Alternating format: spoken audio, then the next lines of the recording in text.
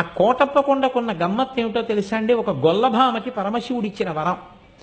ఎన్నడూ కాకి వాలదు. ఆ కొండంతటి మీద పగలు కాదు రాత్రి కాదు ఎన్నడూ ఒక్క కాకి మీకు కనపడదు. కొండ ఎక్కుతుంటే బోల్డని కాకులు కనపడతాయి. మీరు వెళ్ళేటప్పుడే చూడండి. మీరు కొండ ఎక్కుతారు కాబట్టి కోటప్ప కొండ ఎక్కేటప్పుడు చూడండి. కోటప్ప కొండ కింద బోల్డని కాకులు ఉంటాయి.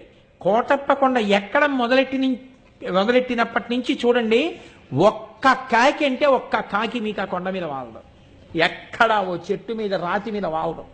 కారణం, ఒక గొల్లభామ రోజు అక్కడ ఉన్నటువంటి శివుడికి తీసుకొచ్చి అన్నం పెడుతుండేది, పెరుగు అవిని. ఆయన తింటుండేవాడు.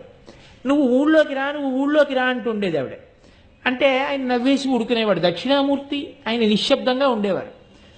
ఆవిడ ఒకరోజు తీసుకొస్తూ చల్లకుండా తీసుకొచ్చి అక్కడ పెట్టింది. పెట్టి కూర్చుంది బడలికి. కూర్చుంటే ఒక